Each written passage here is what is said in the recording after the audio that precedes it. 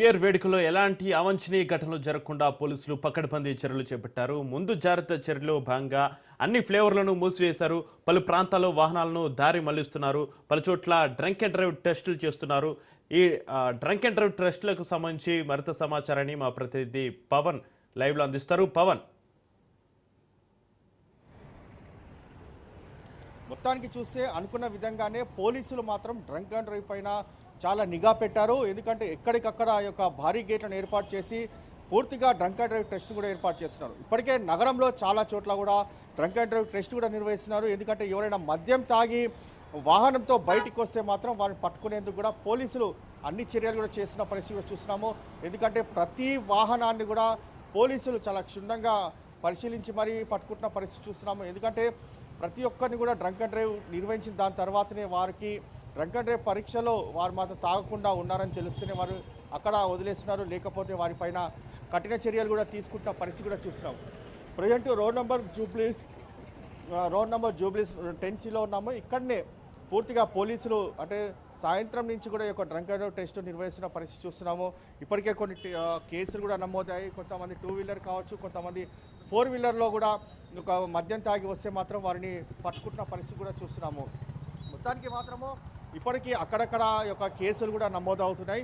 అయితే రాత్రి 12 తర్వాత కూడా ఈ యొక్క కేసులు ఎక్కువగా నమోదయ్యే అవకాశం కూడా ఉందని చెప్పి కూడా ప్రధానంగా పోలీసులు కూడా భావిస్తున్నారు. ఎందుకంటే అప్పుడు ప్రతి ఒక్కరు కూడా మద్యం తాగి రోడ్డుపైకి వస్తుంటారు. పబ్లో నుంచి కావచ్చు, బార్లో నుంచి కావచ్చు, వారంతా కూడా బయటకు వస్తుంటారు. కాబట్టి వారికి సంబంధించి అప్పుడు ఇంకా కేసులు ఎక్కువగా నమోదయ్యే అవకాశం ఉంటుందని పోలీసులు భావిస్తున్నారు. ప్రజెంట్ అయితే ఇప్పుడైతే అడపాదడపా కేసులు కూడా నమోదవుతున్నాయి. వారి యొక్క బండ్లను కూడా సీజ్ చేస్తున్నారు. అంతేకాకుండా వారి యొక్క లైసెన్స్ కూడా సీజ్ చేసిన పరిస్థితి చూస్తున్నాము.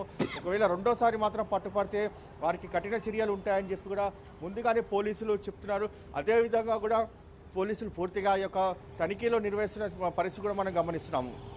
మరోవైపు చూస్తే మాత్రము ప్రధానంగా పోలీసులు అన్నట్టు విధంగానే తాము డ్రంక్ అండ్ అంటే వాహనం పైన తాగి వస్తే మాత్రం చర్యలు ఉండవు అనేది మాత్రము ప్రధానంగా ఇటు పోలీసులు చెప్పిన పరిస్థితి చూస్తున్నాము.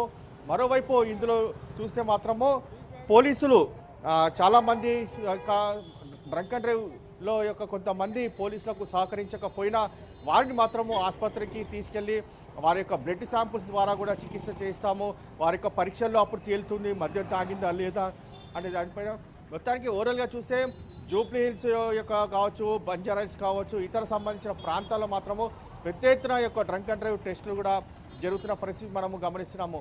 అయితే రేపు ఉదయం వరకు కూడా చాలా కేసులు నమోదయ్యే అవకాశం కూడా ఉంటుంది. ఎందుకంటే ఇందులో ప్రధానంగా చాలామంది మద్యం తాగి అప్పుడు 12 తర్వాత వస్తారు. కాబట్టి వారికి ఆ యొక్క డ్రంక్ అండ్ డ్రైవ్ నిర్వహిస్తే చాలామంది కూడా పట్టుబడే అవకాశం ఉంటుంది. ఇప్పుడైతే అడపాదడపా కేసులు నమోదు అవుతున్నాయి, అక్కడక్కడ యొక్క కేసులు నమోదు అవుతున్నాయి అని పోలీసులు ప్రధానంగా చెప్తున్నారు. మరోవైపు యొక్క డ్రంక్ అండ్ డ్రైవ్ టెస్ట్ మాత్రం రేపు ఉదయం 5 గంటల వరకు మాత్రం కంప్లీట్గా కొనసాగుతుంది. మరికొన్ని చోట్ల అర్ధరాత్రి 2 గంటల వరకు కొనసాగుతుంది. ఇదే తరహాలో కూడా ఏ ఒక్క వాహనాన్ని కూడా వదిలిపెడతలేరు మనం చూడొచ్చు. ఏ ఒక్క వాహనాన్ని కూడా వదిలిపెట్టకుండా ప్రతి ఒక్క వాహనదారుణ్ణి మాత్రము చాలా ఖచ్చితంగా పరీక్షిస్తున్నారు. వారికి ఆల్కహాల్ తీసుకుంటే మాత్రం ఖచ్చితమైన చర్యలు ఉంటాయని చెప్పి ప్రధానంగా పోలీసులు కూడా భావిస్తున్నారు. ఇదే నేపథ్యంలోనే దీనికి సంబంధించి రేపు ఉదయం వరకు కూడా పూర్తిగా ఈ యొక్క డ్రంక్ అండ్ డ్రైవ్ టెస్టులు కూడా నిర్వహిస్తామని చెప్పి మరోవైపు పోలీసులు చెప్తున్న నేపథ్యంలోనే పూర్తిగా అదే తరహాలోనే కూడా ఈ యొక్క డ్రంక్ అండ్ డ్రైవ్ టెస్టులు కూడా కొనసాగుతున్నాయి. మనము చూస్తే జూబ్లీస్లో కూడా తనిఖీలు ముమ్మరం చేశారు. ఇక 12 తర్వాత మాత్రం అయితే ఇంకా చాలా రష్గా ట్రాఫిక్ జామ్ ఉండే అవకాశం కూడా ఉంటుందని చెప్పి కూడా పోలీసులు ముందుగా భావించి కొంత వాహనాలను కూడా దారి మళ్లింపు ప్రయత్నం కూడా చేస్తున్నారు. పవన్, బార్ అండ్ రెస్టారెంట్ల నుంచి, పబ్ల నుంచి, ఈవెంట్స్ నుంచి 12 తర్వాత అంటే 1 గంటకి అన్ని క్లోజ్ అవుతాయి. అందరూ భారీగా రోడ్ల మీదకి చేరుకునే అవకాశం ఉంది.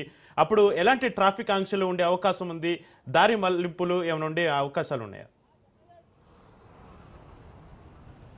ఖచ్చితంగా రాత్రి 1 గంట వరకు కూడా పర్మిషన్ ఉంది. పోలీసులే పర్మిషన్ ఇచ్చారు. ఆ పబ్బులు కావచ్చు, బార్లు కావచ్చు, ఇతర సంబంధించిన ఈవెంట్లకు కరెక్ట్ రాత్రి 1 గంట వరకు కూడా సమయం ఇచ్చారు. కాబట్టి అప్పుడు 1 గంట దాని తర్వాత చాలామంది రోడ్లపైకి వస్తారు.